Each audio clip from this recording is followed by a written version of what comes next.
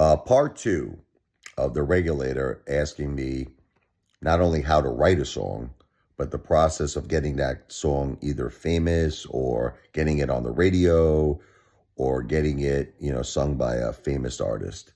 Well, that's not so easy. So the problem is record companies, especially major record companies, they don't accept unsolicited material, so they don't want to be bothered. Typically, you got to, you know, go with the smaller labels that would consider, hearing your music. Then a lot of times things changed in the music industry. It's like that's the problem.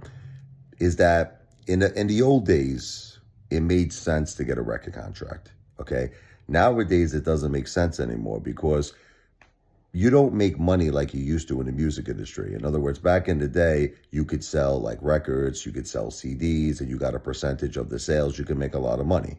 Nowadays, nobody buys CDs or records anymore. That's it. So it's all done through like streaming, which is what I'm doing right now.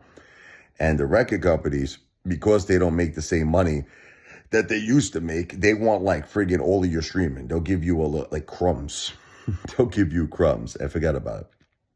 If you ever become anybody, like let's say your music career takes off and then it turns into big concerts, selling out concerts, and it turns into movie deals and all that stuff. Like say become like a movie star. The record company wants like 95% of even all that stuff. They want basically everything for the rest of your life. So it's kind of like doesn't even pay to get a record contract. It's hard. It's a really hard process. Radio stations, it's hard. I actually had my song played on a couple of radio stations, before, but they were smaller ones. Like I remember when I wrote Is This Goodbye? I'll give you an example. I sent this guy's name was Geronimo. It was a New York station called 103.5 KTU. They played all like the freestyle, the club music, and at the time I was like that Brooklyn, paisan, that cuisine. I wrote Is This Goodbye to be like a George Lamont type of song. So I sent him a bottle of Dom Perignon. He was the program director. And I sent him my CD, Is This Goodbye? He listened to it. He told me he loved it. But he's like, Rich, we're too big of a station. He goes, you got to go with the smaller stations. I sent Back Into My Arms to 106.7. This was Light FM in New York, And the woman said the most strangest response to me, the program director. She actually listened to it. She goes, I'm looking for something more like Mary J. Blige. I'm like, what? What the F are you It's like, you remember that? Yes, I do. So then some like small radio station played the Brooklyn song. I forget it was like some country station or something. And the guy like loved it, I think a classic rock station played it. But, the thing is, it's like, I don't know, it just never got traction. Like, you got to get, like, a lot of these radio stations to play it. It's very, very difficult. Once in a while, they'll play it one time. But it's like, it's all like a connection thing. It's either you're connected. You have to be like a connected guy, a wise guy, I'm just joking.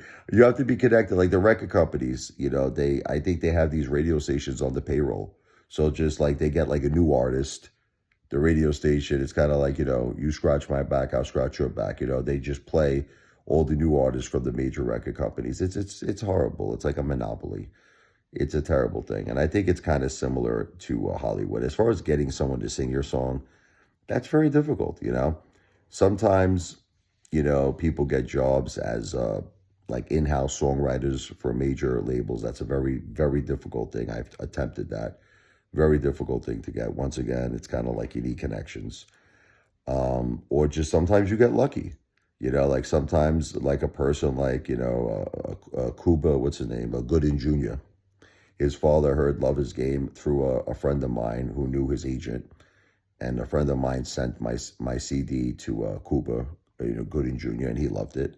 And he did want to sing it. Unfortunately, I guess it wasn't in the cards, A lot of time went by. He was considering it. He never did. He passed away. May rest in peace. But I don't know. It just never worked out for me. I tried everything you could imagine. I tried every route. And then, it just gets to the point where I got married and, I got kids and I put it on the back burner. Now, YouTube is like a second chance for me. YouTube is an opportunity for me to reach the whole world. You know what I mean? And I love it. And I'm getting a great response on YouTube for my music. So one thing leads to another. I'm getting millions and millions of views. Eventually, one of those views might be, someone famous who might want to sing my song, or someone important in the music industry, right? I mean, listen, I got over 14,500,000 views. The way I look at it, the more views I get, the better, right? The better the chances, as well as I just might be able to make it on my own, just by doing this. So that's the game plan right now. All right, Regulator, V for victory.